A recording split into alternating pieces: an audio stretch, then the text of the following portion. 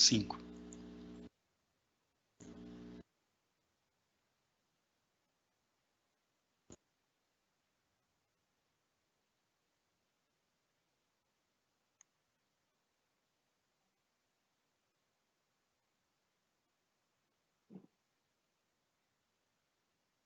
Olá, sejam todos bem-vindos ao webinar aqui da Yara. Gostaria de dizer para vocês que nós não estamos medindo esforços para manter todas as nossas operações trabalhando e também a cadeia de suprimentos para garantir que o fertilizante chegue a todos os agricultores no Brasil. Somos uma indústria fundamental e essencial, e junto com os agricultores para garantir a produção de alimentos aqui no Brasil. Por isso, claro que estamos tomando todas as medidas junto aos nossos colaboradores para garantir a saúde e segurança de todos eles. Mas tenham a certeza que o nosso fertilizante e as nossas soluções nutricionais estarão chegando a todos vocês para continuar produzindo não só em mais quantidade, mas como em mais qualidade o alimento que chega até a toda a população brasileira e do mundo. Tenham todos um ótimo webinar. Um abraço.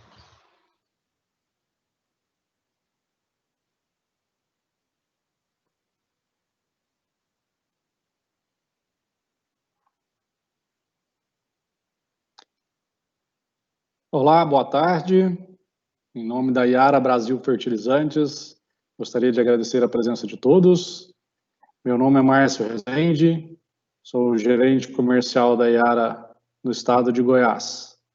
Hoje estamos com nossa equipe aqui no back-office, o Gabriel Souza, que estará coordenando todas as perguntas. Peço a vocês que durante as apresentações podem usar o Q&A, o questionário aí ao lado para estar escrevendo e enviando suas perguntas, suas dúvidas, suas contribuições.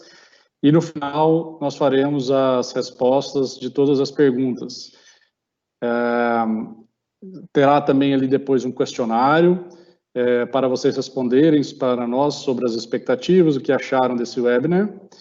E como todo o nosso evento, a gente sempre começa falando de segurança, né? Segurança e transparência na Yara é essencial e nós cuidamos das pessoas e sempre de forma correta. Foi isso que nos garantiu até aqui a sabedoria para chegarmos nesse momento.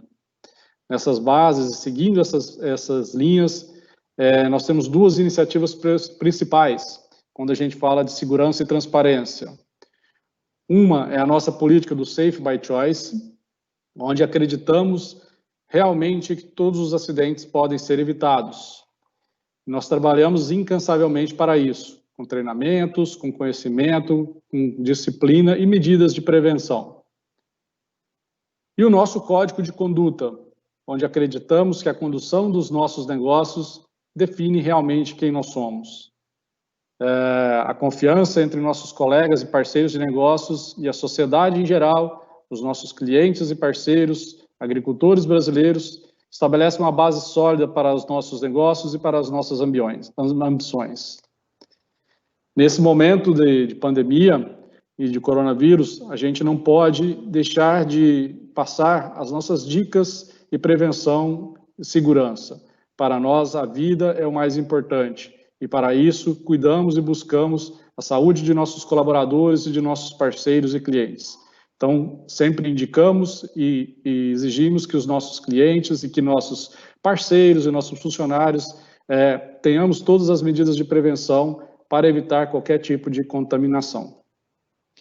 Eu hoje gostaria aqui agora de passar a palavra para a nossa equipe que estará conduzindo esse trabalho hoje aqui e estará presente o Braulio Souza, nosso especialista de nutrição foliar, e o Arley Salles, que é o nosso especialista de nutrição e que estará conduzindo com vocês a apresentação a partir desse momento. Obrigado.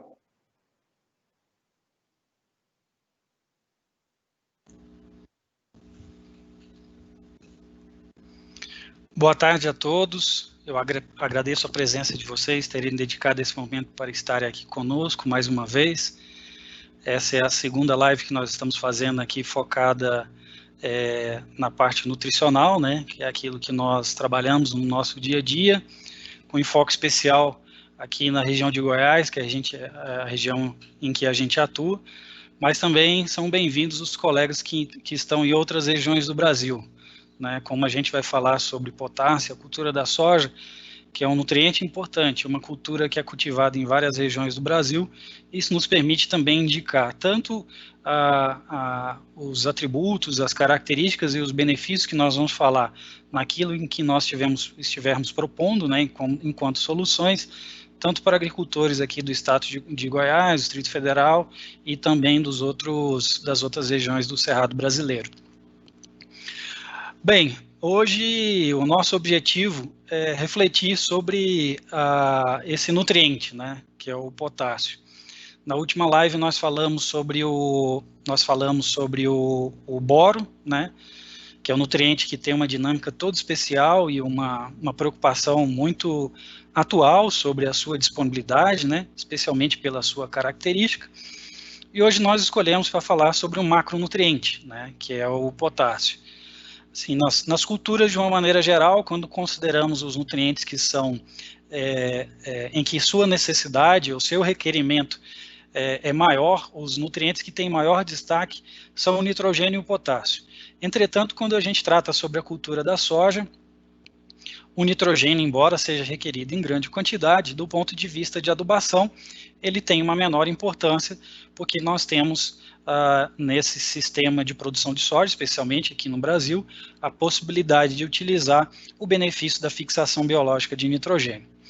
Então, em linhas gerais, falando sobre o nutriente potássio, né, assim como o fósforo, né, pensando na cultura da soja, ele lidera a lista de nutrientes mais utilizados na adubação, né, certamente a maior parte dos produtores que estão nos assistindo, eles adquirem e aplicam quantidades significativas tanto de fósforo quanto de potássio.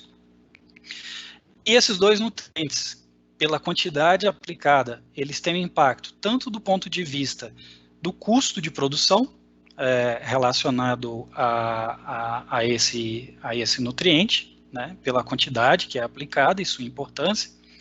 E a outra coisa importante também em relação a esse nutriente é o impacto que ele tem sobre a produtividade, né? Então, esses são dois fatores que denotam muita importância ao potássio na cultura da soja. Entretanto, como ele tem esse impacto sobre o custo e também em relação à produtividade da cultura, é muito importante entendermos a sua dinâmica no solo, que é a primeira parte que eu vou fazer na apresentação. Depois haverá apresentação sobre como é o comportamento, né, a função desse nutriente na planta, que será apresentado pelo meu colega Braulio. Entretanto, nesse momento eu gostaria de falar algumas coisas relacionadas mais ao solo, né, sobre a eficiência na estratégia de fornecimento deste nutriente. Bem, dados de 2005, né, fizeram um levantamento da quantidade de potássio disponível do mundo. A gente tem basicamente as reservas de potássio, ou seja, aquilo que já é utilizado do ponto de vista econômico para a produção de fertilizantes, e nós temos a base de reserva, ou seja, o potássio nas regiões em que ele ocorre, em que ele poderá ser utilizado em função da necessidade e do desenvolvimento da tecnologia para aproveitar aquele potássio que está contido naquela região. Então, a estimativa é que a quantidade produzida de potássio no mundo são 250 bilhões de toneladas de K2O. Entretanto, embora seja uma quantidade bastante significativa, quando nós vemos onde está concentrada a produção de potássio no mundo, 75% dessas reservas, ou dessa estimativa das reservas de potássio, elas estão no Canadá e na Rússia, ou seja, 75% da reserva de potássio está nesses dois países.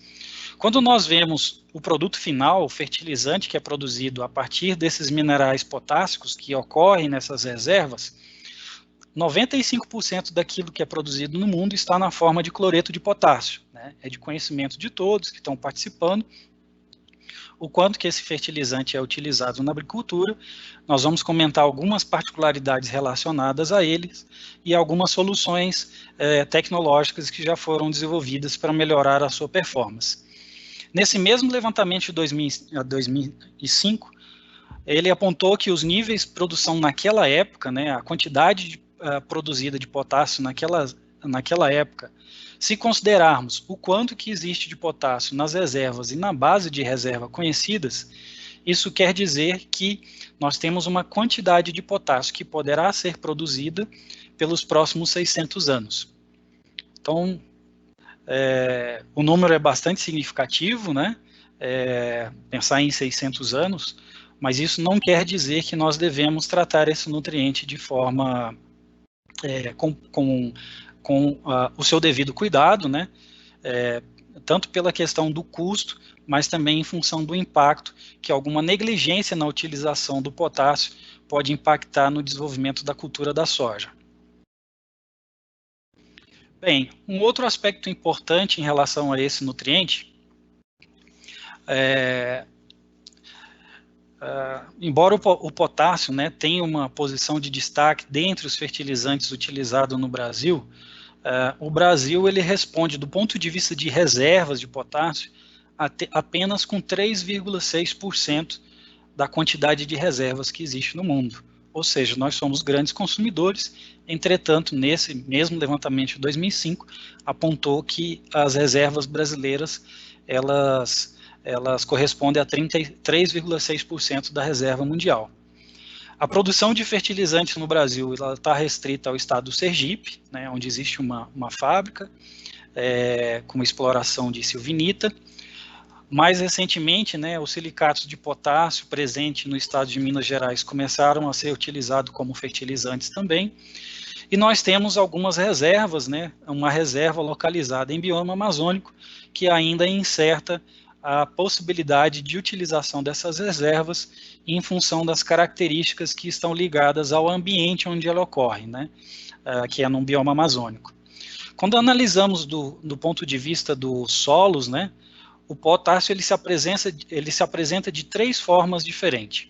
E depois, na segunda participação que eu vou ter na live, eu vou mostrar algumas figuras que vão auxiliar o meu raciocínio. A primeira forma do potássio no solo é a maneira como ele está na forma iônica na solução do solo, ou seja, aquela forma em que está prontamente disponível para que a planta consiga bebê-lo.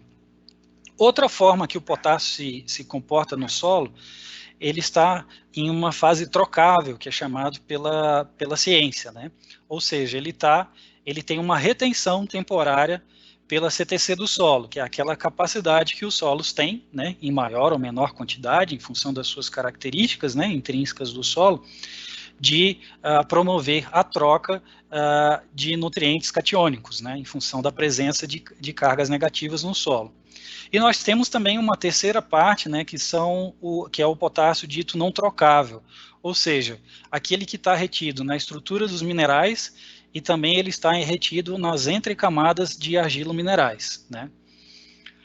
Entretanto, embora a gente tenha essas 3 possibilidades, né, o fósforo solúvel na solução do solo, o potássio retido na capacidade de troca catiônica, e o potássio não trocável, ou seja, aquele que faz parte de uma estrutura cristalina de um mineral, nos solos brasileiros, em função do tipo de argila que prevalece, né, principalmente aquelas argilas ricas, intemperizadas e ricas em ferro e alumínio, a quantidade de potássio não trocável é muito pequena, né, diferente, por exemplo,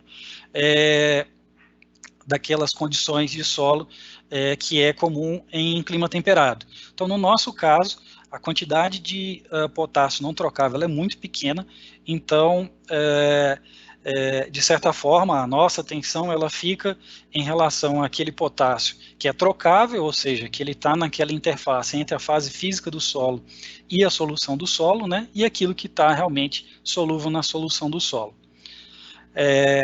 Todos os anos, né, quando a gente fecha e abre ciclo do planejamento da adubação numa propriedade, né, seja de uma propriedade de 300, 200, 1.000, de 50 mil hectares, é necessário que a gente leve em consideração alguns fatores para fazer um bom planejamento da adubação potássica. O primeiro deles é a textura do solo, né, e isso, dependendo do tamanho da propriedade e da variabilidade do tipo de solo que tem na propriedade, é muito importante definir zonas de manejo, Por quê? A textura do solo vai ser um fator muito importante na dinâmica do potássio, especialmente quanto a possibilidade desse nutriente, a característica que ele possui de ter mobilidade no solo. Em solos de textura mais arenosa, temos um risco relacionado às perdas por lixiviação. E nós temos também, naqueles solos que são mais pesados, ou seja, que tem mais argila, que tem uma CTC maior, a possibilidade de abrir, fazer com que essa caixa do solo ela tenha um tamanho maior, né, até através da utilização de calcário, e que nós tenhamos realmente uma quantidade de potássio suficiente para suprir as necessidades da planta. Outro ponto importante, né, é a CTC do solo, e notadamente o efeito da calagem, né, sobre essa característica do solo. É na CTC em que o potássio ficará retido, né, naqueles solos que têm uma quantidade maior dessa capacidade de troca catiônica, muito em função do tipo de argila, né, e até da matéria orgânica contido nesse solo. Então a CTC é um ponto muito importante. Se formos inclusive no manual que nos referencia na recomendação da adubação potássica, nós temos classes de adequação do potássio em função da quantidade da CTC a pH 7, né, em que é lido nesse solo, né, quando ele é abaixo de 4 centimol de carga, nós temos uma tabela para interpretação. Quando nós temos solos acima de 4, realmente é uma outra tabela para se interpretar. A participação na CTC, né, eu vou comentar um pouco sobre isso na minha segunda parte da apresentação. Nessas cargas negativas que estão presentes no solo, nós temos, além do potássio, outros nutrientes com carga positiva que ficam retidos, né? E 2 deles têm uma competição por essas cargas de maneira mais presente no solo, que é o cálcio e o magnésio. Então é muito importante considerar tanto a participação do potássio na CTC, quanto as relações ou a quantidade desses outros nutrientes presentes no solo. Mas o mais importante do que as relações é ter um conhecimento e uma preocupação em relação ao teor absoluto. Lógico, levando em consideração a capacidade de retenção que esse nutriente tem, que o solo tem sobre esse nutriente, em função da sua textura e da sua CTC, mas é o teor absoluto realmente que vai garantir se não haverá limitação desse nutriente para a adubação das culturas. Outro ponto muito importante, né, é o balanço do potássio no sistema. Hoje nós temos diversos sistemas sendo implantados aqui no estado de Goiás, em outras regiões do Cerrado brasileiro, e o mais comum é a sucessão soja e milho safrinha, né? Nós sabemos que essas duas culturas elas têm comportamento diferente sobre a quantidade absorvida e exportada de potássio, então é muito importante que tenhamos uma preocupação em relação às entradas de potássio no sistema, especialmente do ponto de vista de adubação, e até entradas de potássio também através das plantas de serviço ou plantas de cobertura, os adubos verdes, que através do enraizamento podem resgatar esse potássio que estava na subsuperfície, mas é muito importante levar em consideração, fazer a continha de quanto de potássio que está saindo em cada carreta de soja ou de milho safrinha produzida na nossa região. Nós temos outros sistemas, né? Aqui em Goiás nós temos também o sistema de produção irrigado, mas é muito importante que se tenha uma preocupação das entradas e saídas de acordo com o sistema implantado na propriedade. Quanto aos fertilizantes potássicos frequentemente utilizados na agricultura brasileira, merece destaque o cloreto de potássio, que eu já comentei com vocês. Entretanto, nós temos também o sulfato de potássio e o nitrato de potássio. Entretanto, esses dois últimos, o sulfato de potássio e o nitrato de potássio, quando a gente pensa na possibilidade de fornecimento desses nutrientes para absorção radicular, eles são mais comuns realmente nos sistemas de fertirrigação, que aqui em Goiás eles ficam restritos, né, principalmente à produção de hortaliças, né, que nós temos aqui também dentro do estado. Então, na sequência, eu vou comentar algumas implicações sobre a adubação potássica, né, com foco nas alternativas que a indústria já produziu, já tem à disposição, e algumas implicações práticas sobre a utilização desse nutriente. Eu vou passar a palavra agora para o Braulio, né?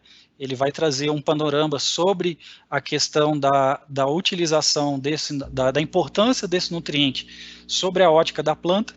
Eu vou passar então a palavra para ele nesse momento.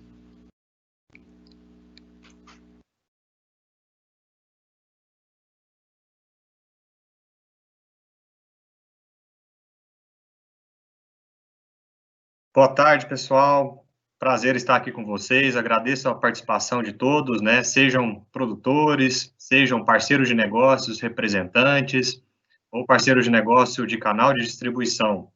Aqui, o time Yara, representado por mim, Arley, Márcio e Gabriel nos bastidores, junto com todo o time comercial, mostra que a Yara realmente não está movendo, não está se resguardando para estar próximo de vocês, mesmo nesse momento de distanciamento social. Então, a gente gastando as nossas forças e energias para compartilhar conhecimento, mesmo que remotamente.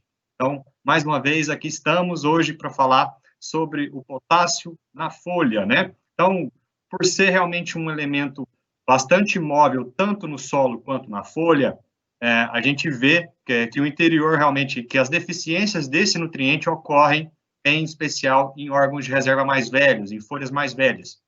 Essa deficiência, ela vem se caracterizando por algumas necroses, formações de uma necrose mais acentuadas nos bordos das folhas, mas que com o passar do tempo, isso aí vai se encaminhando para a nervura central.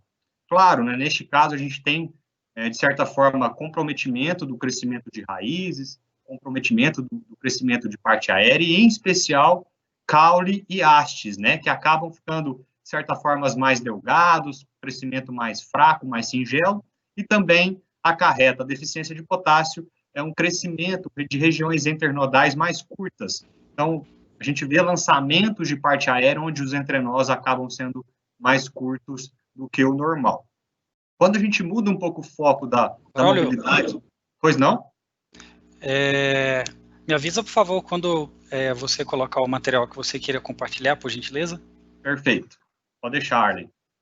Quando a gente traz a informação sobre as principais funções do nutriente na planta, né? Então, é um nutriente vital para os processos metabólicos, né? Como regulação de várias vias de fisiologia para os processos de crescimento, reprodução, desenvolvimento. A gente linka aqui alguns em especial, como aumento do crescimento de raízes, estímulo na absorção de água e nutrientes, participação da formação da celulose. A gente tem o nutriente regulando pelo menos aí 60 enzimas nos processos que estão envolvidos no crescimento da planta, controle de processos respiratórios, então aí prevenindo perdas de energia, auxiliando a fotossíntese e translocação de açúcares. Tem-se também um aumento do conteúdo proteico de amido, em especial mantém o turgor da célula, ou seja, reduz a perda de água, amenizando aí pontos de murcha. E, por último, a gente aborda a questão de ajuda a retardar doenças em plantas. Então, o benefício do potássio na planta é bem relevante, a gente linkou alguns deles, e agora, de forma mais didática, eu apresento alguns pontos no material, Arlen. Então, se você puder compartilhar, eu agradeço, por favor.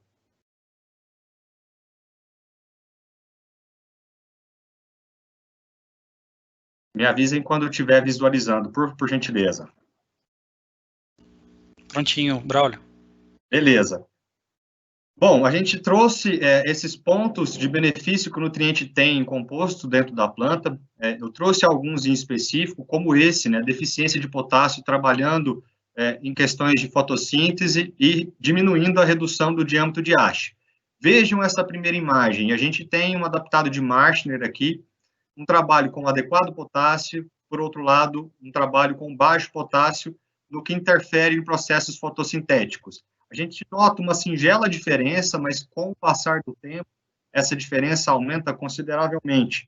Então, adequado potássio, com certeza a gente vai ter processos de produção de açúcares muito mais eficiente do que com deficiência de potássio. Na imagem de baixo, da mesma maneira, adequado potássio e baixo potássio, só que agora o nosso foco é diâmetro de haste. Então, aqui não é uma singela diferença, já é uma significativa diferença do manejo com um adequado potássio no comparativo com esse baixo potássio. Quando a gente traz a questão do diâmetro da haste, é importante a gente inferir alguns pontos que vão acabar sendo prejudicados por essa deficiência e consequente redução desse diâmetro de haste, né?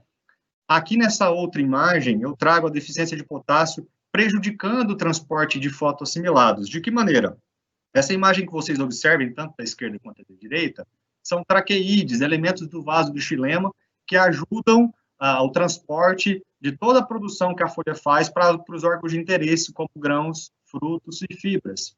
Quando a gente tem um diâmetro de haste relativamente menor, com menos calibre, consequentemente, esses traqueídeos, esses elementos de vaso, também vão ter diâmetros e processos de construção com mais dificuldade. Analogicamente, a gente pode fazer um comparativo de quando a gente bebe um refrigerante, por exemplo. Se a gente tem um canudo mais fino, a gente vai ter dificuldade de fazer essa sucção desse líquido. À medida que a gente aumenta o calibre do canudo, por exemplo, a gente consegue absorver melhor esse refrigerante. Da mesma maneira, a planta, vasos mais bem construídos facilitam o processo de translocação. Então, a importância, de fato, de termos um diâmetro de haste, pensando na cultura da soja, ou um diâmetro de como, pensando na cultura do milho, como pontos positivos da adubação potássica, né? Um trabalho interessante que o Better Crops Brasil traz sobre a questão da deficiência de potássio nos órgãos reservas comprometidos, né?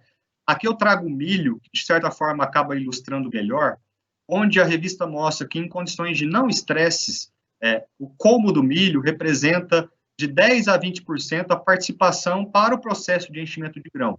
Vejam que é uma participação considerável. Porém, em condições quando a gente tem algum tipo de estresse, seja ele hídrico ou térmico, essa contribuição do colmo do milho para o enchimento de grãos, ela se eleva bastante, vai de 50% a 70%. Então, linko mais uma vez o diâmetro de haste, diâmetro de colmo, como importante fonte de reserva energética para nutrir o nosso órgão de interesse comercial, é relevante. E trazendo a importância do Brasil, os cultivos em safra, entre safra, com certeza nós temos aí algum período, seja ele de déficit hídrico ou realmente de uma temperatura mais elevada. Então, essa imagem da direita aqui, ela tem que ser nosso guia. Colmos bem formados, hastes bem formados, são sim sinônimos de boas produtividades finais. Quando a gente fala também do potássio ou da deficiência do nutriente, é muito comum a gente linkar a relação desse nutriente com a abertura estomática, né? Então, a deficiência deste nutriente acaba, sim, trazendo um desbalanço nessa abertura estomática. Este adaptado de Campbell é bem interessante, que mostra a relação do íon com os teores de sacarose dissoluto no interior da folha. Aqui é um gráfico passando o tempo pela manhã. Por exemplo, às 9 horas da manhã, a gente aumenta a concentração desse íon potássio no interior da planta, mediante aqui 10,5, 11,5, esse gradiente de concentração do íon cai drasticamente, por outro lado, a gente aumenta a relação de sacarose dissoluto. Então, esse balanço entre potássio, dissoluto, sacarose, é que sinaliza para a planta questões de abertura ou fechamento estomático. Então, o potássio, sim, diretamente ligado a essa abertura estomática. E quando a gente tem a deficiência desse nutriente, a gente vai ter consequências, baixa assimilação de água e nutrientes. Por outro lado, a gente vai ter um aumento desses processos de perdas respiratórias. Um novo ponto, né, sobre a função desse nutriente dentro da planta, bem ilustrado aqui por Kakmak, né, dificuldade nos processos de translocação. Aqui é uma imagem mostrando a exportação de sacarose no floema com deficiência de potássio. No caso do controle, quantificar os teores de sacarose na folha, nos mostra que essa baixa quantificação de teores de sacarose na folha mostra que a planta está metabolicamente ativa, translocando tudo aquilo que ela produziu na folha para os nossos órgãos de interesse. Por outro lado, com baixo fornecimento de potássio, essa sacarose se acumula na folha. Então, a gente impacta processos de translocação e também, por outro lado, a gente aumenta essa incidência de pragas e patógenos. Claro, a gente está deixando comida prontamente disponível para ataque de patógenos e doenças. Então, essa translocação, esse efeito na dificuldade do processo de translocação com a deficiência de potássio, a gente infere em uma baixa qualidade e peso de grãos e aumenta consideravelmente essa incidência de pragas e patógenos. E Zambolin fala exatamente a mesma coisa, né? Plantas deficientes de potássio, a gente tem uma redução na síntese de compostos de alto peso molecular, como as proteínas, amidos e celulose. Por outro lado, a gente acumula compostos de baixo peso molecular, que são esses açúcares simples, né? Prato cheio, prato bem recheado para doenças, em especial raízes e caules de soja. Aqui dá para citar fomopsis, macrofomina, coletrótico. Então, podridão seca aqui é um ponto extremamente relevante, trazendo a questão balanço nutricional versus doença. Esse trabalho de Borchert aqui de 85, um pouquinho antigo, mas ele ilustra bastante tudo isso que nós falamos, né? O efeito que a adubação potássica tem na produção, no PMS e na severidade de doença. À medida que a gente vai, na tabela, aumentando o gradiente de aplicação de K2O aplicado por ano, a gente, consequentemente, aumenta a produção de grãos e tem como base o aumento deste PMS e reduzimos aí consideravelmente a infecção da fomopsis, que é a podridão seca na cultura da soja. Então, o efeito conjunto do potássio, tanto na produção, como PMS, como severidade de doenças. Mudando um pouco o foco, né, tirando a participação dele dentro da planta e trazendo um pouco mais as dificuldades operacionais que nós vamos ter na aplicação desse potássio, aí trazendo para a aplicação via folha, né, a gente tem que sempre lembrar da teoria de Liebig, né, da lei do mínimo. Então, o equilíbrio nutricional sendo extremamente relevante. Malavolta cita que um dos possíveis fatores de deficiência de potássio podem sim ser uma calagem excessiva, ou seja, excesso de cálcio e magnésio. Da mesma maneira, considerando cálcio e magnésio, né? Possíveis deficiências desses dois nutrientes podem sim ser um excesso de adubação potássica. Então, um balanço de nutrientes, um equilíbrio nutricional é extremamente importante para a gente ser assertivo na nossa operação de aplicação foliar. E aqui a gente corrobora na primeira parte com o adaptado de Martner, mostrando que à medida que a gente aumenta essa dose de K2O na planta, a gente diminui consideravelmente os teores de magnésio. E aqui ele quantificou. Claro, né? Então a gente tem que pensar em nutrir a planta de uma forma mais completa. Nunca somente olhar um nutriente isolado, né? A gente trabalha de certa forma dentro da planta como um sistema. Então, um sistema de nutrientes. Magnésio, cálcio e potássio vão andar sempre juntos de alguma maneira dentro da planta. Arley, eu finalizo a minha primeira parte aqui e trago na segunda participação as soluções que a Yara lança para ajudá-los a fornecer um potássio de qualidade via foliar.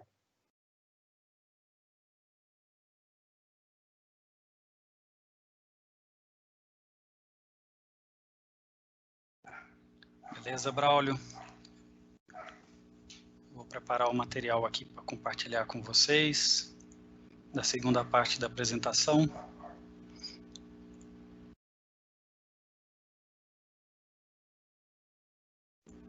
Só verificar se está tudo ok aqui.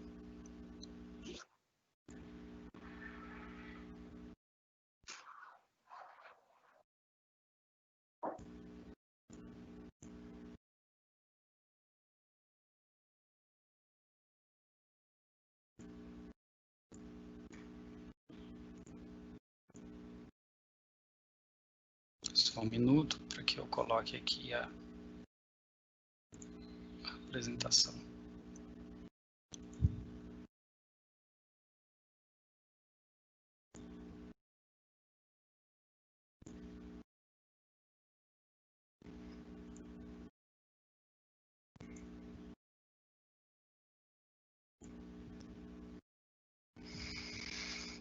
Perfeito. Então vamos aqui para a segunda parte da apresentação. O objetivo agora é a gente discorrer sobre aspectos mais práticos, né, sobre a adubação potássica. Aqui a gente está dividindo essa partida, né, o Braulio, eu falando um pouco das coisas, daquele aspecto relacionado mais ao solo, o Braulio complementando com essa questão da planta, né, que o importante realmente é que esse equilíbrio esteja bem feito e que a planta realmente não sofra com deficiência desse nutriente que é tão importante como nós já conversamos, né. Aqui tem um aspecto, né, eu vou gastar alguns minutos aqui discutindo um pouco esse slide, né.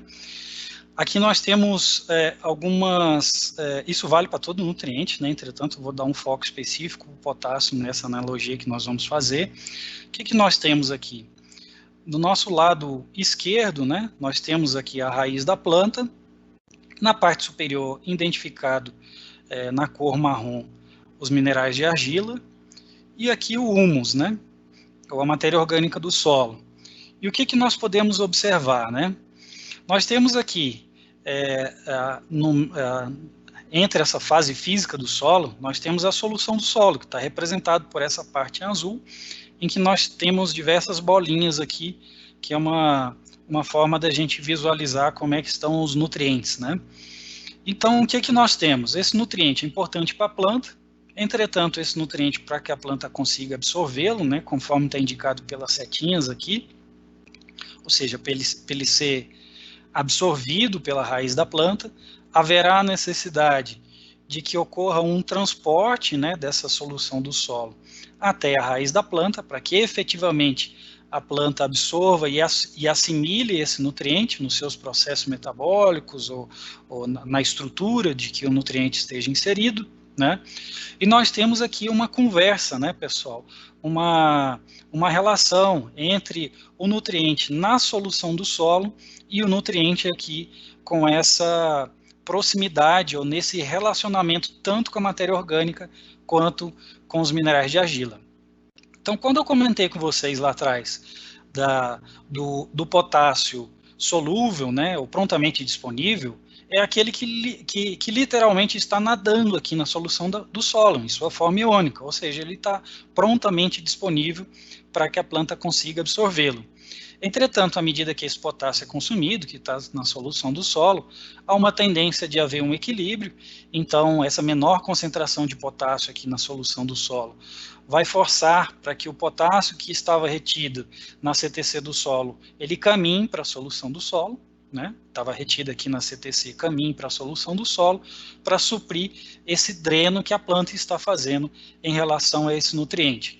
Então é muito importante considerarmos que nós temos íons, o potássio absorvido aqui nos argilominerais, nós temos o potássio que está aqui na solução do solo, e nós temos o potássio também que está sendo absorvido pela planta, né? E que à medida que ele é absorvido, ele está sendo reposto, né? Ou seja, está havendo uma troca desse potássio com aquele potássio trocável que está retido na CTC do solo.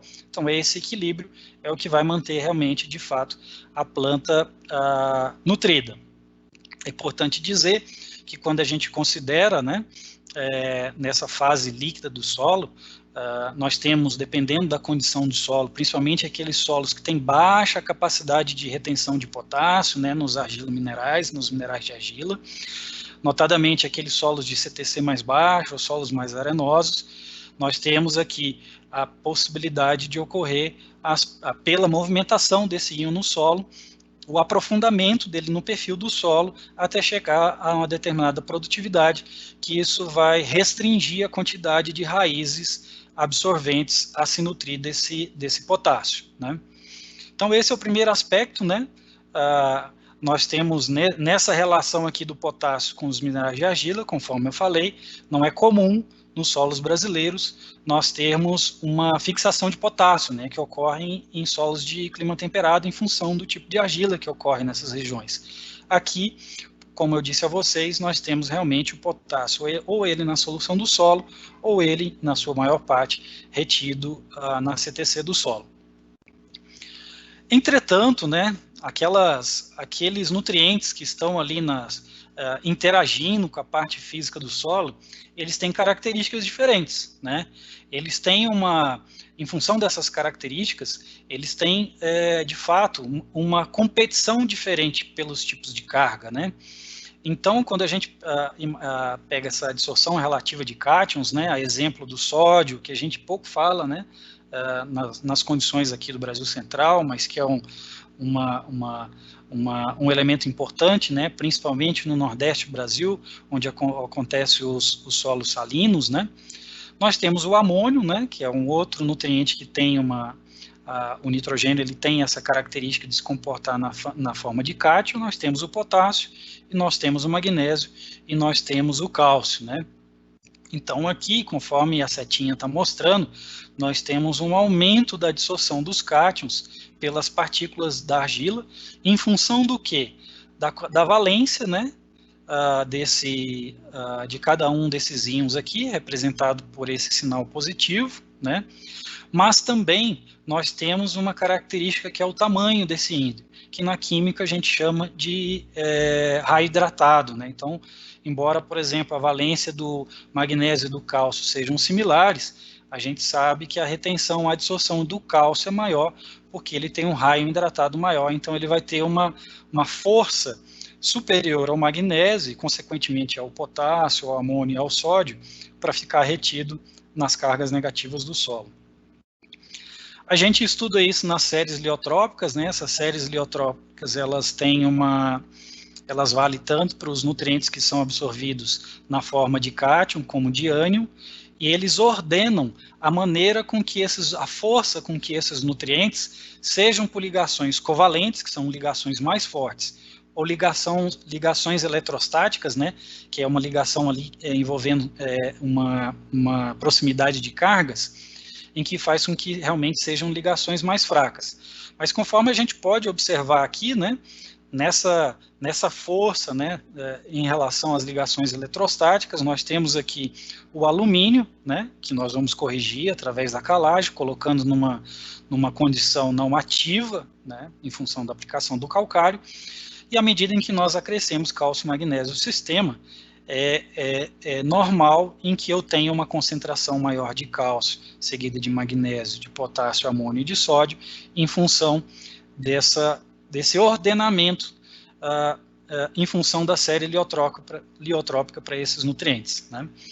Aqui embaixo tem uns ânions, né? A gente vai ter uma outra oportunidade para falar sobre esses nutrientes que têm esse comportamento aniônico, mas o que eu gostaria de dizer nesse primeiro momento é que esses nutrientes que têm uma afinidade para fazer ligações eletrostáticas com o solo, essas ligações fracas, né? Lembrando daquela analogia da figura que eu mostrei, aquelas bolinhas que saem lá da interface com a parte física do solo para a solução do solo, mesmo eles tendo essa característica dessa interface, eles têm força diferente. E nesse caso, quando a gente compara, por exemplo, com cálcio e magnésio, o potássio é um nutriente que tem menor força de retenção na CTC do solo. Isso deve ser uma preocupação constante, né? Principalmente com relação ao equilíbrio cálcio, magnésio e potássio no solo, em função dessa característica que o potássio tem de menor força para dissorção nas cargas negativas do solo. Nós temos também no caso do ferro, cobre, o zinco e o manganês, que são micronutrientes, né? Entretanto, embora eles também estejam nessa competição pela CTC do solo, eles ficam em desvantagem, né, em função da quantidade, né? Aqui a gente está falando, quando a gente fala de cálcio, potássio e magnésio, nós estamos falando de nutrientes que são acumulados ou requeridos pelas plantas, né, em quilos por hectare. Aqui, nesse caso, nós estamos falando de nutrientes, né, no caso dos micronutrientes, aqueles que são requeridos em gramas por hectare. Outro ponto muito importante, né, que foi comentado pelo Braulio, as plantas têm uma particularidade, aqui eu trouxe quase todos os nutrientes, né, mas eu quero me ater aqui ao potássio, com a forma em que esses nutrientes, eles acessam, né, eles têm contato com a raiz, né. Nós temos 3 formas, né, a interceptação radicular, que é a mais fácil de compreender, ou seja, à medida que a raiz da planta vai crescendo, ela vai encontrando esse nutriente no solo. Aqui nós temos alguns exemplos, né, os que têm maior quantidade, que é mais representativo das 3 formas, no caso aqui o cálcio, né. A outra forma de interceptação, o mecanismo do contato do íon raiz diante do tipo de solo, é o fluxo de massa, é aquilo que eu comentei no webinar passado, né. Eu tenho o íon que ele tem a capacidade de se movimentar pela diferença de concentração da solução do solo para a rizosfera e para a raiz da planta. Entretanto, ele é favorecido por essa correnteza, por esse movimento da água, à medida que a planta o absorve, né? E o potássio tem uma quantidade significativa, 25%, E o terceiro aspecto são os nutrientes que são absorvidos por difusão, ou seja, é uma migração que ocorre desse nutriente, né, a curtas distâncias. E isso vale, o nutriente clássico do ponto de vista de difusão é o fósforo, entretanto é importante relembrar que 72%, segundo o Malavolta 76, 72% do potássio, o processo, né, de contato entre a raiz e o nutriente que está na solução do solo, ele se dá por difusão.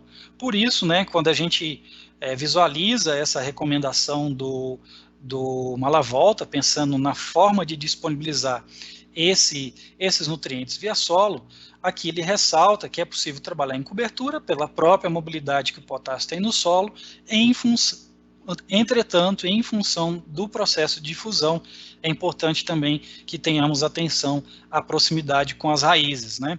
E eu chamo a atenção por esse aspecto, né?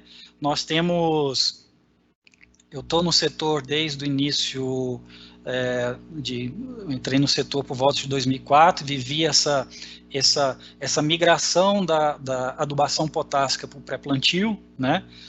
Entretanto, eu vejo em algumas situações oportunidades bem interessantes para trabalhar com quantidades seguras de potássio em suco de plantio, levando em consideração essa característica do nutriente ser absorvido por difusão. Bem, o que norteia a eficiência da adubação está muito relacionado aos 4 Cs, né? Então, é a relação à fonte, né? Existem já algumas possibilidades de fonte, em função, até comentei com vocês que já existe no mercado alguns silicatos, né, que algumas empresas estão trabalhando. Importante levar em consideração qual que é o aspecto, qual que é a particularidade daquela adubação potássica na minha fazenda, ou seja, se o talhão eu estou fazendo uma correção da quantidade de potássio, ou se eu estou fazendo um aporte para fazer a manutenção da quantidade de potássio. Outro ponto importante que impacta diretamente na dose aplicada é a concentração do potássio no produto, né? No caso do cloreto de potássio, é muito comum a concentração de 60% ou 58%, dependendo da origem. E outro ponto importante, né? Pensando das regiões onde se disponibiliza o fertilizante e a região de consumo, a logística, porque isso aqui realmente vai ter impacto sobre o custo de frete. Quando olhamos a dose, é muito importante estabelecer a dose, se eu estou numa situação de adubação de manutenção, entender qual que é a produtividade almejada, porque aí a quantidade a ser aplicada vai ser em função da quantidade exportada por aquela cultura e a quantidade que haverá necessidade de repor o nutriente no solo. Outro ponto importante é o teor no solo, que vai dizer se há uma necessidade de correção ou manutenção. Embora muitos autores, muitos cientistas trazem que as relações entre potássio, cálcio e magnésio, elas são secundárias, né, porque é muito difícil de comprovar isso numa condição científica, é importante, né, utilizar aí as análises das relações de potássio, cálcio e magnésio num refinamento da estratégia que vai ser adotada na dose aplicada de potássio. Em relação à época, é importante, nós temos basicamente 3 épocas, né, pensando no fornecimento via solo, que é pré-plantio, plantio e cobertura, né? Aqui é importante levar em consideração, em primeiro lugar, a textura do solo, né? Se eu tenho uma condição em que favorece a movimentação do potássio, é muito importante que eu tenha um suprimento de potássio próximo ao consumo e de forma parcelada, para correr menos riscos de perda desse nutriente. Os ganhos e perdas, né? Os ganhos é o aumento de produtividade, e as perdas que, dependendo da escolha da época, né? Pode haver alguma limitação em função da característica desse nutriente no solo, por ter boa mobilidade, de haver processos de perda, né? E as questões operacionais, né? A gente sabe que o potássio ele requer, dependendo da estratégia, uma aplicação em separado do fertilizante que contém esse nutriente, né? É importante ter conhecimento sobre as características intrínsecas do produto, do cloreto de potássio, vamos deter nessa fonte em específico, né? Em função da sua densidade, da forma do grano, do tamanho do grano, e o que isso pode impactar dependendo da escolha da distribuição que foi feita em função desse fertilizante. Em último local, não menos importante, dos 4 Cs, né, nós temos o local. Importante levar em consideração, quando a gente opta pelo solo em aplicações localizadas, a salinidade, vou falar um pouco mais sobre isso. Quando se faz uma opção de aplicação em cobertura, a retenção foliar, porque a gente sabe que o potássio tem um risco de causar fitotoxidez foliar na planta. A segregação, em função da escolha do fertilizante feita e da forma em que ele será aplicado, e também o processo de absorção, conforme eu disse, mais de 70% do potássio, a maneira como ele chega até a raiz é através do processo de difusão, ou seja, uma movimentação em curtas distâncias. Dentro do nosso programa nutricional Super Soja, nós temos 3 possibilidades, né, de suprimento de potássio. As 2 primeiras, nós temos uma linha, conforme eu comentei no webinar passado, nós temos o Top Mix Evolution, KCl com boro, essa é uma novidade, um produto que a gente está trazendo para o mercado, né, em que além do potássio, ele tem o boro em todos os grãos, né, pensando numa estratégia de fornecimento parcelada desse nutriente. Nós temos a linha Arabasa, né, que eu vou trazer um pouco mais das características do produto, e quando eu passar a palavra para o Braulio, ele vai comentar do Yaravita Folicare, né, que é uma excelente alternativa que nós temos, pensando no ajuste fino, né, da nutrição do potássio, que é aquela questão lá do efeito que ele tem sobre o carregamento de açúcar na planta. Primeiro aspecto, em relação à segregação de nutrientes, né?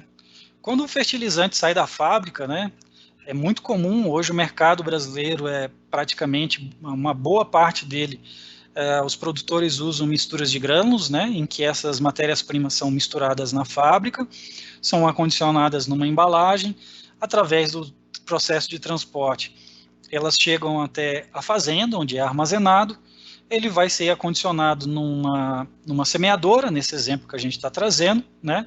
Dependendo da cultura, aqui é o milho, a soja, ele vai ser aplicado, e aqui nós temos aqueles nutrientes oriundo daquelas matérias-primas que foram utilizadas na mistura lá no suco de plantio, né? Disponibilizado para as plantas. Entretanto, né, embora as misturas de grãos possuam os nutrientes, né, que são garantidos nas fórmulas, é natural que nós tenhamos uma situação de segregação, ou seja, a maior parte das vezes, a fórmula que sai da fábrica não é a fórmula que chega aqui no suco de plantio no momento da semeadura, por conta do processo de segregação, que ocorreu lá na embalagem, durante o transporte, no armazenamento e também aqui no equipamento de distribuição, nesse caso, nesse exemplo, uma semeadora, né? Então, o primeiro passo da segregação, né, nós vemos aqui uma mistura. Aqui a segregação ocorre em função de diferença de densidade, tamanho e formato de partículas, né?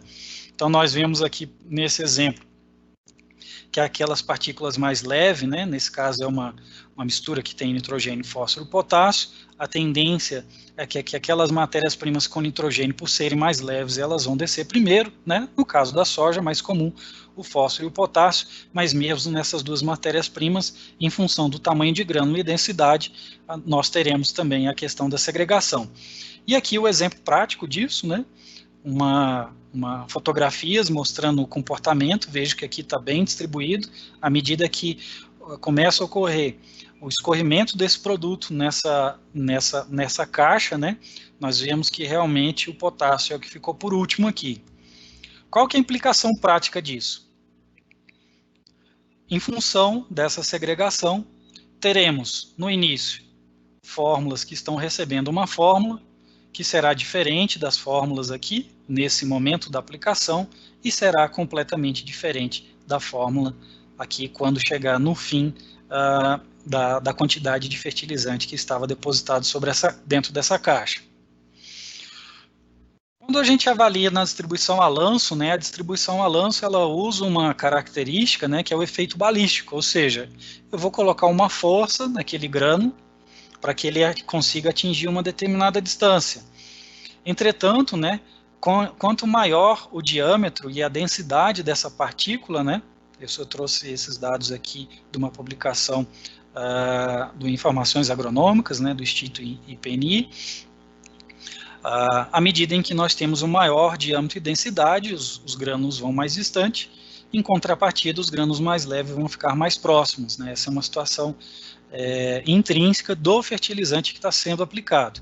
Então, mesmo na aplicação a lanço, em função disso, né, nós temos que o tamanho do grânulo vai influenciar, né? Grânulos maiores, eles têm mais massa e vão ter maior balística, eles vão alcançar distâncias menores, né?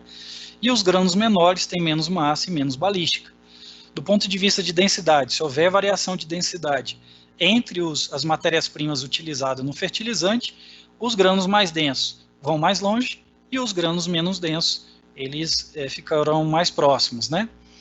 Tem esse trabalho, né, que está na literatura, que demonstra esse efeito, né, que nós temos uma variabilidade tanto do ponto de vista de tamanho de partícula quanto de densidade, né, aqui de 1, 2 e 3 milímetros, e aqui a densidade de 1, 1,5 e 2, e vejo vocês que tem uma variação da distância de lançamento, que foi de 3 até 4,8, e a gente percebe essa variação quando nós temos aqui uma diferença de densidade, mas nós observamos também uma diferença aqui quando eu tenho a mesma densidade, mas partículas de tamanho diferentes, né? E quando a gente analisa aqui a combinação desses dois fatores, nós vemos que aqui realmente tem a maior magnitude, né? Quando combina, além da diferença de tamanho de partícula, a densidade daquelas partículas que estão sendo arremessadas pelo aplicador por uma adubadeira centrífuga, né, que foi utilizada nesse experimento. E quando a gente junta esses dois fatores, né, pessoal, eu tenho um distribuidor que ele vai ter uma caixa, e eu vou ter uma segregação no acondicionamento desse produto à medida que ele for distribuído, e eu posso ter também, e eu terei também, uma distribuição irregular em função do quê? Do efeito balístico associado ao tamanho e à densidade do grânulo, né? Então, esses dois efeitos causam preocupação, porque, do ponto de vista prático, eles vão acontecer lá na lavoura. E qual que é a alternativa que nós temos dentro do nosso portfólio para atender essa situação, né? Essa encruzilhada de que nós temos que ter lá o potássio na formulação do fertilizante, mas nós temos que garantir que ele tenha uma boa distribuição, né? Então, eu apresento a vocês o Iarabás. O Iarabás, ele tem alguns pontos muito importantes, e o primeiro deles que tem um impacto direto sobre o potássio é que ele é um produto multinutriente, mas o potássio ele está no mesmo grânulo que os demais, né? Nós estamos falando de um produto que tem até 8 nutrientes no mesmo grânulo. Esse produto ele tem micronutrientes de alta performance, né, que garante aí que realmente essa pequena quantidade de micronutrientes que são requeridos pela planta sejam distribuídos de forma regular, alta concentração e disponibilidade tanto de fósforo quanto de enxofre, e um produto com uma qualidade física que permite um manuseio e uniformidade superiores. Outro aspecto que eu trouxe aqui relacionado ao potássio, né, falamos anteriormente da questão da segregação, agora vamos falar um pouco sobre a questão da salinidade, né? A academia, já existem trabalhos em que eles classificam os fertilizantes de acordo com a salinidade, né? Do ponto de vista prático, o que essa salinidade ela vai fazer, dependendo do fertilizante que é utilizado no solo, ela poderá ocasionar, por exemplo, na raiz, ou poderá ocasionar a semente, desde que ele esteja próximo, né? Ele poderá, de fato, fazer com que roubar a umidade, né? Interferir na quantidade de água disponível para aquele tecido ou até para aquela semente que esteja próximo ao fertilizante. Então, a salinidade dos fertilizantes não é percentual, é uma escala adimensional, né? Que ela compara com o nitrato de sódio, que é tido aqui nessa escala como 100, e se nós colocarmos aqui os fertilizantes que são utilizados na cultura da soja, os que têm baixa salinidade e o que tem alta salinidade, nós temos aqui o cloreto com uma salinidade de 116, né? Ou seja, há necessidade de ter uma preocupação em relação à salinidade desse nutriente. Outro fertilizante potássio que pode ser utilizado, né, embora não seja muito comum na cultura da soja, é o sulfato de potássio. Ele tem uma salinidade menor, entretanto, essa fonte ela tem uma menor concentração e o custo também é maior, né? Aqui, alguns, né, no caso da soja, talvez não seja uma alternativa adequada, né, em função disso. O que é bastante utilizado é o cloreto de potássio, mas aqui uma salinidade menor. Mas os outros fertilizantes que são comumente utilizados como matérias-primas são os fertilizantes fosfatados, né? Então vejam vocês que nos fosfatados a gente não tem grande problema, né? Mas as plantas não precisam só de fósforo, né? A gente tem que se preocupar com o potássio. E o que é importante dizer? Eu tenho que preocupar com o potássio tem essa questão da salinidade, né, o cloreto de potássio, entretanto, eu preciso ter uma estratégia para disponibilizar esse nutriente de uma forma que não impacte na sua absorção. E lembrando aqui que nós falamos que a maior parte do potássio, o processo de contato com a raiz da planta, ele se dá por difusão, ou seja, a curtas distâncias. Então a gente se depara com uma encruzilhada. Eu estou tratando de uma matéria-prima que tem alta salinidade, mas quando eu olho do ponto de vista de potássio, ele tem que estar próximo. Como é que a gente vai poder conviver com essas duas situações, né? Aqui tem um trabalho da Embrapa, né, de 2002, que trouxe luz sobre a preocupação em relação a isso. Aqui, inclusive, nesse trabalho, indicando aqui doses, né, de potássio em suco de plantio, que tem um efeito pequeno sobre essa questão do desenvolvimento radicular e da plântula, né, ou seja, uma quantidade segura de potássio. Esse trabalho indicou em torno de 30 quilos. E outra preocupação que nós temos ter aqui uma preocupação com a salinidade, ou seja, nós temos que suprir, mas de maneira segura. E aqui, do outro ponto de vista, né, pensar que nós temos que suprir o potássio na forma e em quantidade necessárias para um bom desenvolvimento da soja.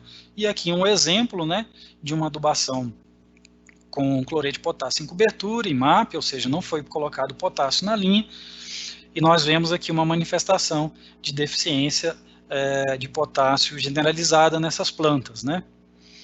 E qual que é a resposta que nós temos dentro da nossa tecnologia Iarabasa em relação à questão da salinidade, né? Então, assim, qual que é a nossa proposta? Como é que nós podemos sair dessa encruzilhada?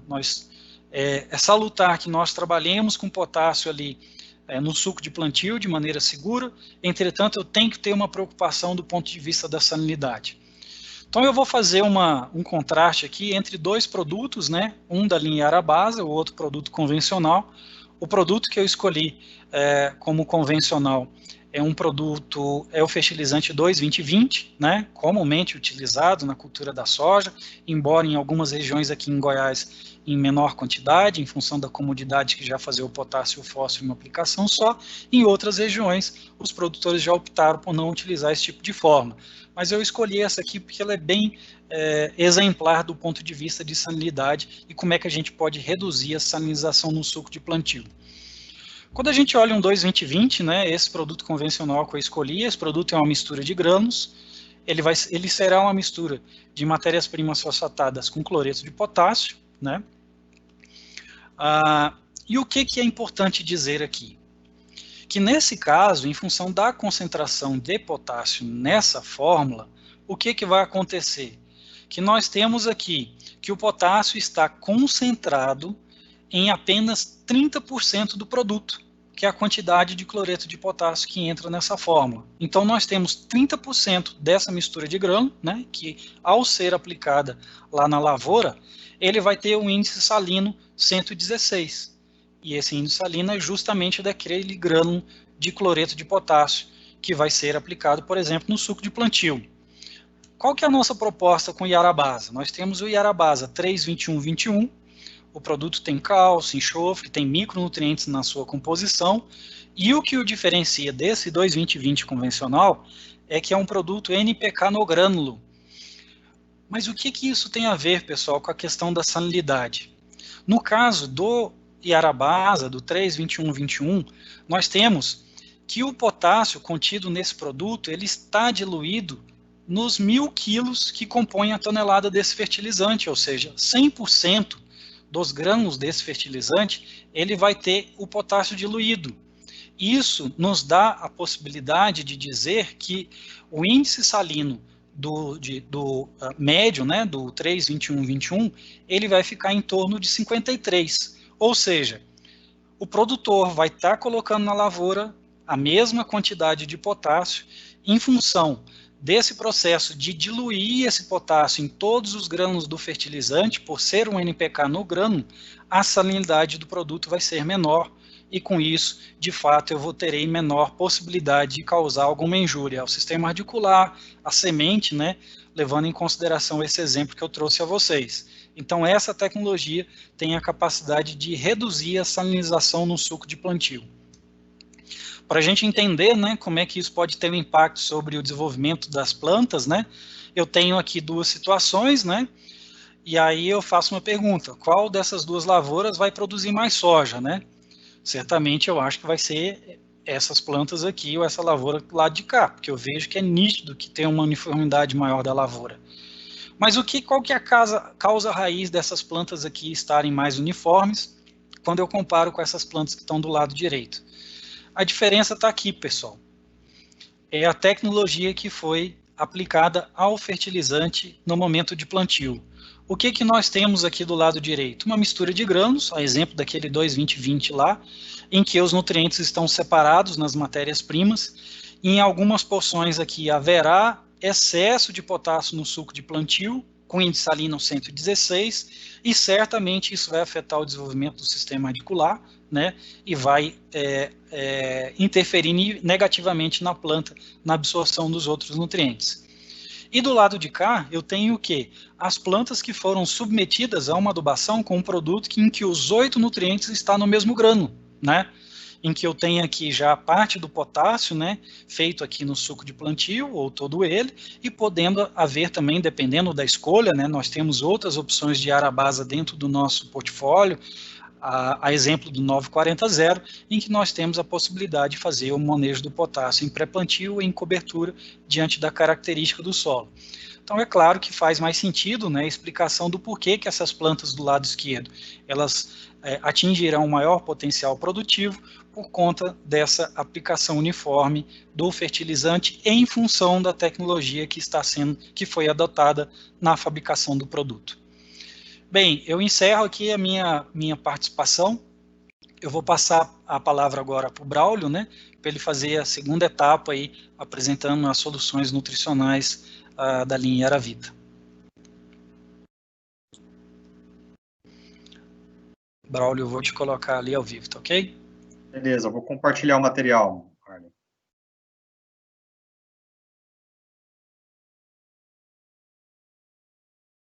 Estando visualizado, você me avisa, ok?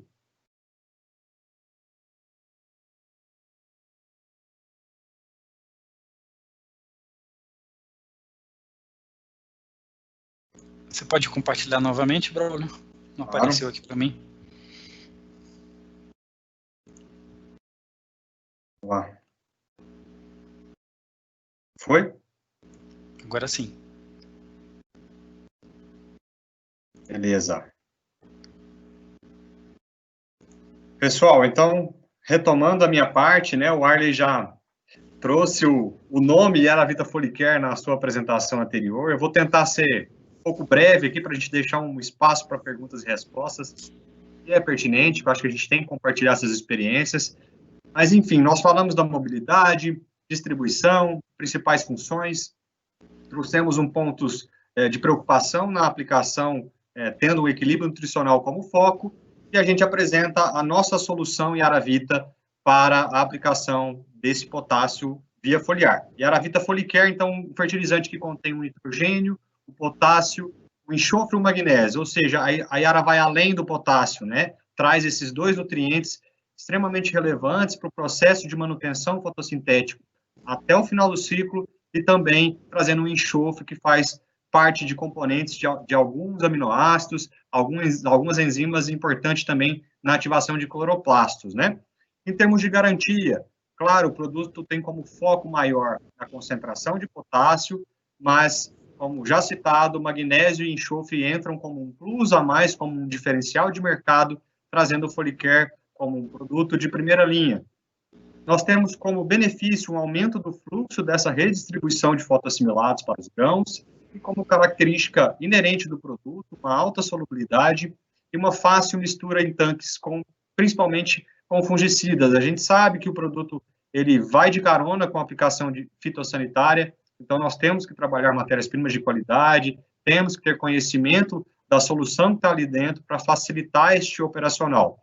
Aqui a gente trabalha com sal solúvel formulado, onde a Yara tem conhecimento de pH, tem conhecimento de solubilidade e condutividade elétrica. Então, o produto realmente passa por um processo de facilitar o operacional, de facilitar a miscibilidade, com características pertinentes a essa fase de aplicação. Então, só trazendo resumidamente, nós falamos bastante do potássio, mas claro, o nitrogênio sendo o principal nutriente extraído, em especial a cultura da soja, por formar proteínas, né? Então, esses dois nutrientes, tanto o nitrogênio quanto o potássio, trazendo esse equilíbrio, um ajudando a absorção de outro, e como diferencial, magnésio e enxofre em composição. Como falamos, magnésio, componente especial da clorofila, mantendo a taxa fotossintética ativa, ou seja, numa aplicação de Foliar, a gente ajuda na translocação, mas também ajuda no processo de fotossíntese em final de ciclo, que é extremamente importante. Enxofre, como falamos, componente de alguns aminoácidos, como cistina, cisteína, formação de clorofila e atividade de cloroplastos. Então, essas cestas de macronutrientes acabam, sim, sendo pertinentes para o processo de enchimento de grãos, trazendo uma maior produtividade, um retorno sobre o investimento feito. É isso que a empresa Yara busca, um retorno sobre o investimento feito para vocês. Então, falamos que é um sal solúvel formulado, a gente tem que trazer essa aplicação segura. Então, nosso time central em Sumaré, junto com algumas empresas no estado de São Paulo, vem trabalhando essas características de aplicabilidade do produto. Então, vejam que a gente tem um controle, tem o uso de principais fungicidas para essa fase na cultura da soja, né? A gente usou a dose padrão, recomendada pelo fabricante, e aqui nós trabalhamos uma dose cheia do nosso Yaravita Foliar. Então, no quesito fitotoxidez, a gente passa limpo, né? O resultado visual após 3 dias de aplicação, então, nenhum resíduo de fitotoxidez, o produto realmente dá uma aplicação segura para que vocês possam se sentir respaldados no uso via foliar. Da mesma maneira, uma performance e compatibilidade, né? A gente falou que a maioria dessas aplicações nutricionais, elas pegam carona com esses produtos de fitossanidade, então é mais pertinente que a gente faça testes de compatibilidade e vejam que a maioria dos fungicidas que estão sendo listados aqui, em dosagens padrões, onde a gente colocou uma dose máxima de Foliar, não geraram resíduos nem em filtro, nem em peneira. Então, tanto na questão de fitotoxidez, quanto na performance e compatibilidade, o Foliar vai muito bem. Mudando um pouco o foco, trazendo a noção do porquê que a gente faz esse uso de potássio foliar nessas fases mais finais, né? Então, aqui representando partes do período de florescimento até a fase de maturação da cultura da soja. Neste momento, a cultura começa a mudar o seu foco de entendimento, onde ela gasta mais reservas e energias para essas estruturas de crescimento, flor, vagem e grãos. Então, a partir, por exemplo, de R1, a gente tem um estágio de avanço, de dispêndio de energia, para realmente formar esse grãos que é do nosso interesse. Então, vejam, a partir de R3, por exemplo, já tem aqui 75% da energia dessa planta sendo destinada à formação de flor, vagens e grãos. Então, aqui a gente já traz um ponto de intenção do porquê que a gente faz o uso de produtos à base de potássio, magnésio e enxofre nessas fases de enchimento de grãos. Vejam, complementando o que eu estou falando, né, Bender em 2005, cultura da soja e cultura do milho. Olhem na cultura da soja. Períodos vegetativos, aqui a gente tem um pico de extração do nutriente, como a gente falou, formação de haste e pecíolo, extremamente relevante para essa formação de haste e pecíolo. Aqui, inerentemente, a planta vai extrair esse potássio que foi aplicado via solo. Mas e lá na frente? Fases mais finais, onde a gente tem também um pico de extração de nutriente, veja, R2, R4 aqui, a gente tem um pico para flores, grãos e vagens, né? Da mesma maneira o milho.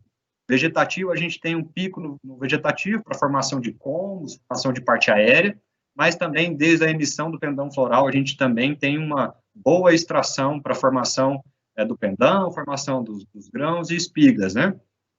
Então, por esta razão, a gente traz o Yaravita Foliar no posicionamento na cultura da soja, de canivetinho a enchimento de grãos. Nós estamos falando da fase R4, a fase R5.1. Uma R4, a gente está naquele crescimento em tamanhos da vagem, né? Então, o canivetinho aponta, fornecendo nitrogênio, potássio, magnésio e enxofre, a gente vai dar capacidade para que os açúcares sejam translocados e essa vagem aumenta de tamanho. Consequentemente, a gente pode inferir em aumento de números de grãos. Por outro lado, na fase de enchimento de grãos, a gente não mais mexe na questão de números, mexe em peso. Então, uma faixa legal, uma faixa que é pertinente operacional entrar. Interessante falar que nessa fase aqui, mais ou menos 70%, 80% do investimento feito pelo agricultor já está na lavoura. Então, basta realmente a gente captar aquele investimento, que por enquanto ainda está em folha, passar para o nosso grão, que é o interesse comercial. Eu trago, por último, só para resumir a minha fala, né? É uma pergunta provocativa, né? O que representa a quantidade e peso de grãos para o produtor? Né? Então, eu trago alguns exemplos aqui de uma conta de padeiro simples, né? Como exemplo, a gente tem 28 plantas por metro quadrado, 30 vagens por planta, onde nessas vagens a gente tem 2,5 grãos em média. O PMS da variedade é 160, a gente estima a produtividade, levando em consideração o número de vagens por planta, número de grãos por vagem, a população, PMS e um ajuste de fórmula aqui vezes 10.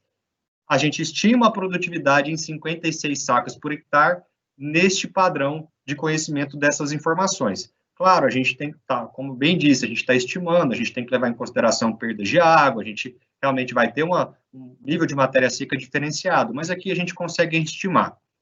Por outro lado, se a gente mantiver as mesmas plantas por metro quadrado, trazemos as mesmas 30 vagens por planta, porém a gente aumenta em 0,1 grãos por vagem em média, ou seja, um aumento de 5%.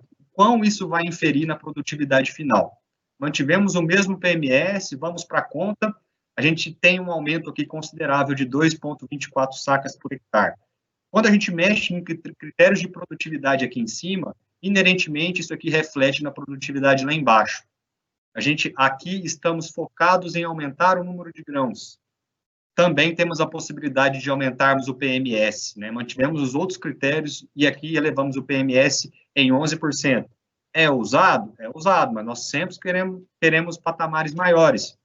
Fazendo a conta, aqui a gente, num acréscimo de PMS de 11%, a gente traz um aumento de 7 sacas por hectare.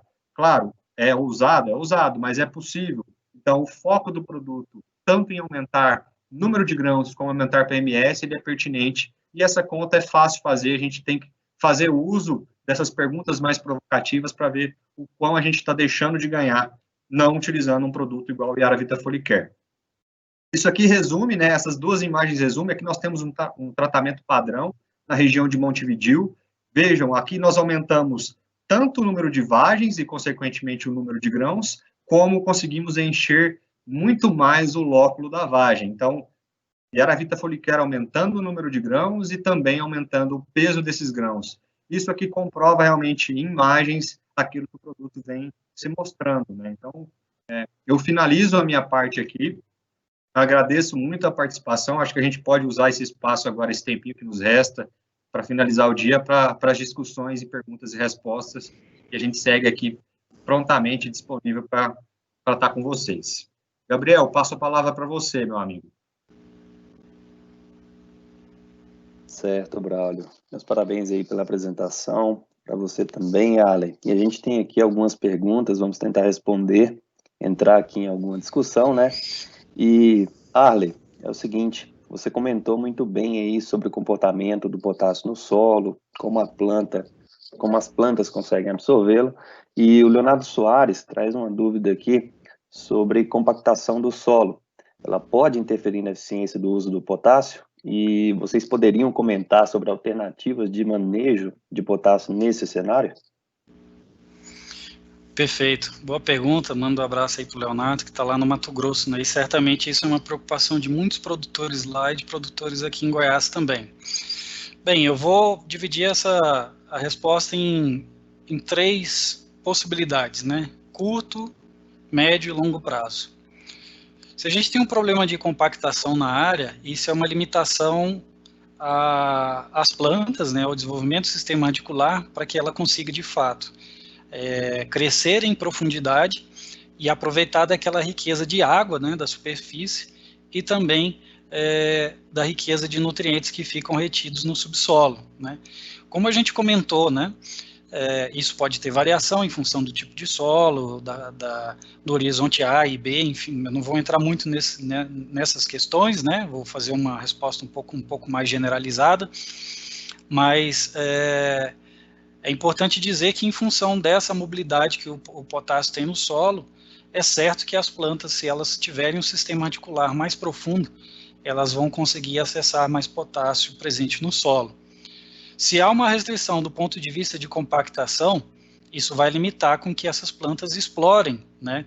Estou pensando nas plantas comerciais, né? Lembrando lá da condição do Mato Grosso, e também aqui de Goiás, eu estou pensando numa raiz de soja, estou pensando numa raiz de algodão, e elas têm variabilidade em função do aprofundamento, da agressividade desse sistema radicular. Entretanto, a compactação pode restringir o aprofundamento do sistema radicular e, de fato, impactar na nutrição do potássio. Então, pensando a curto prazo, se foi diagnosticado problema de compactação na área e não haverá a possibilidade de fazer essa descompactação a tempo do plantio, é muito importante que se leve em consideração, dentro do programa de adubação, colocar uma parte do potássio ali próximo ao sistema radicular da planta, ou seja, no suco de plantio, né? Se na propriedade existe essa possibilidade de fazer isso, né? E aí nós temos as opções dentro do nosso portfólio, os produtos da Yarabasa que podem auxiliar nesse sentido. Quando a gente considera médio prazo e longo prazo, haverá necessidade de ter uma descompactação, seja através de equipamentos, né, em que vai quebrar essa camada compactada, favorecendo o desenvolvimento radicular em profundidade, através de equipamentos, né? Entretanto, isso haverá um custo associado a esse processo, precisa ser dimensionado, né, o quanto que isso, a necessidade e a urgência em que se deve fazer essa prática.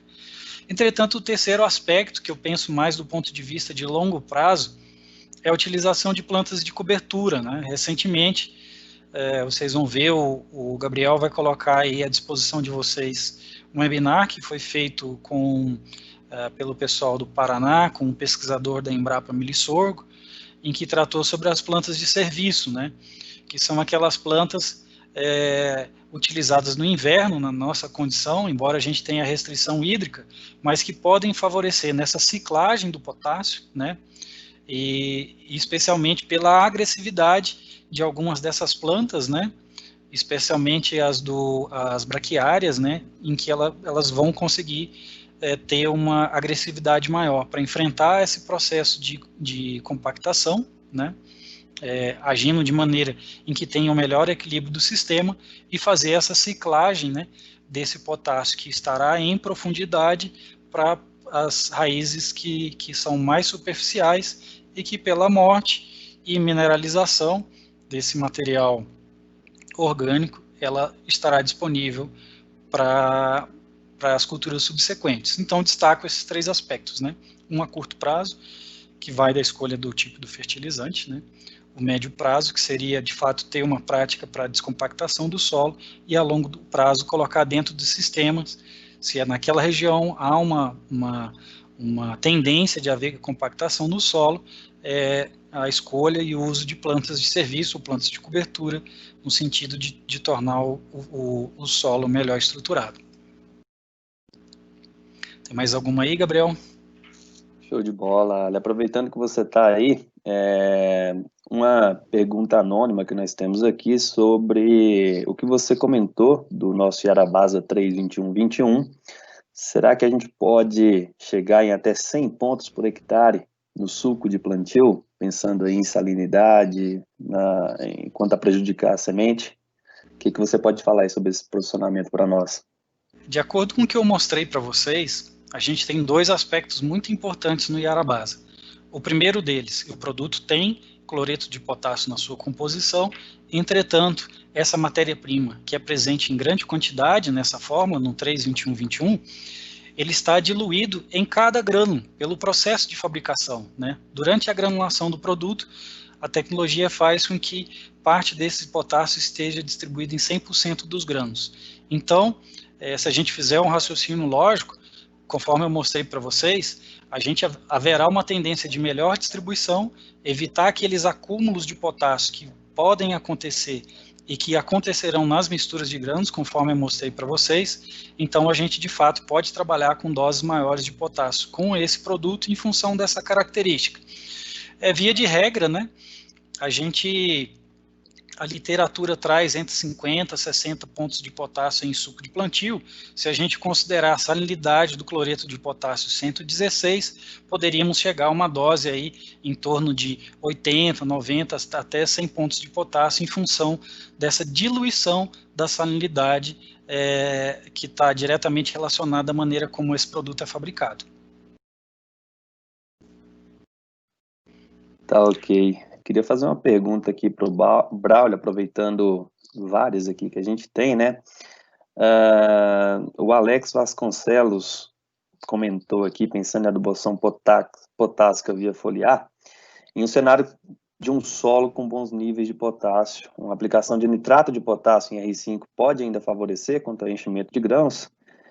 E até reforço aqui, Braulio, você comentou agora há pouco sobre as possibilidades de mistura, mostrou um trabalho. A gente tem também uma ferramenta, uma solução digital na Yara, chamada Tank Mix, em que a gente pode checar essas compatibilidades aí de mistura, tanto dos nossos produtos, quanto com outros ingredientes ativos. Eu lembro, pessoal, que eu vou compartilhar aqui no nosso chat, vocês vão poder ter acesso. Mas vai lá, responde essa aí pra gente. Beleza, agradeço a pergunta. Sim, com certeza, né? Igual a gente apresentou nos trabalhos ao longo da apresentação falada, a maioria daqueles componentes que vão ser favorecidos pelo potássio com formação de haste, formação de parte aérea, claro, a planta vai utilizar sim do potássio via solo, mas vai chegando numa parte mais de final de ciclo, a gente precisa sim fazer uma suplementação, e com certeza a resposta vem.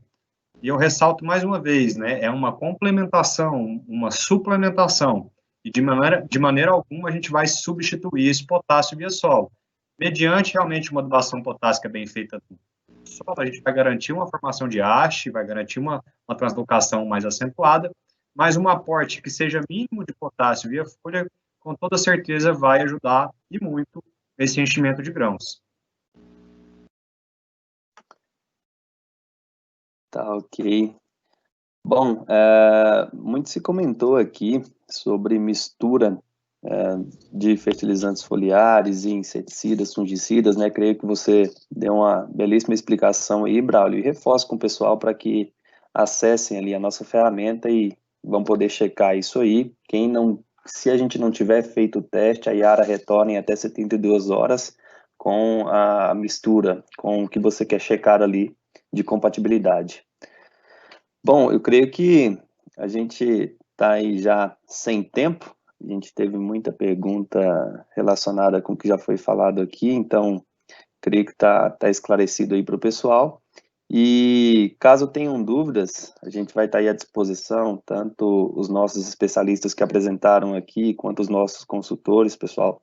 Fiquem à vontade para entrar em contato. Eu retorno aí para você, Allen.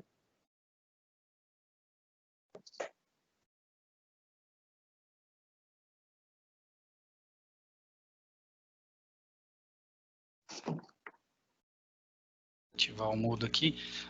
Obrigado aí pelas perguntas, né, que o pessoal enviou. Depois eu vou passar para as considerações finais do Márcio, né, e do Braulio. Eu peço para o Gabriel depois compartilhar o link aí do nosso formulário de avaliação, né, eu vou compartilhar com vocês também o QR Code, para que vocês consigam fazer isso pelo celular, ao final da apresentação.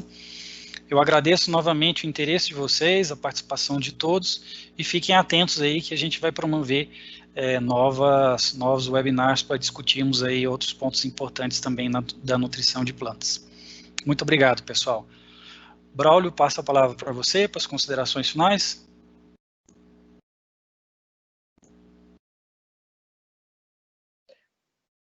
Beleza, turma, muito gratificante para mim estar aqui.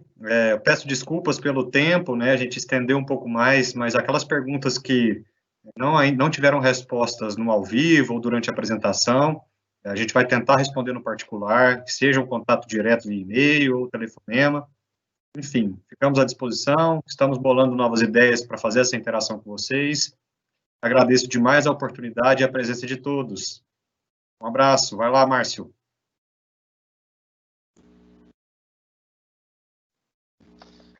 Obrigado, Braulio, obrigado, Arley, obrigado aí, Gabriel. Então, foi excelente aí a apresentação. Então, espero aí que todos tenham gostado, né?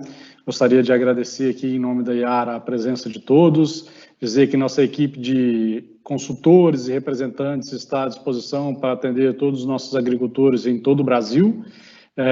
Hoje nós estamos com todas as nossas atividades funcionando, todas as nossas fábricas, as entregas. Tivemos ótimos meses de entrega agora em abril e maio. Nós estamos em um bom momento, né, de negócios, quando a gente pensa na relação de troca, quando a gente pensa na moeda de troca do produtor, que é o seu grão, a sua produção, né? Então, a gente realmente está no momento que a gente tem um câmbio alto, mas a relação de troca ela é muito favorável.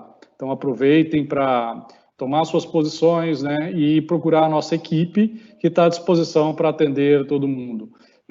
Reforçar, como o Gabriel já colocou, que nós temos ferramentas digitais que estão disponíveis.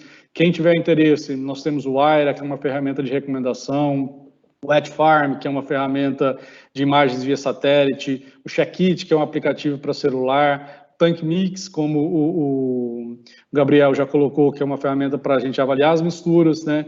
Qualquer um que queira ter acesso a essas ferramentas pode nos procurar, pode nos mandar por e-mail, pode procurar nossa equipe de representantes e consultores, que a gente está à disposição para lhes atender. Obrigado mais uma vez, uma boa noite e fiquem com Deus.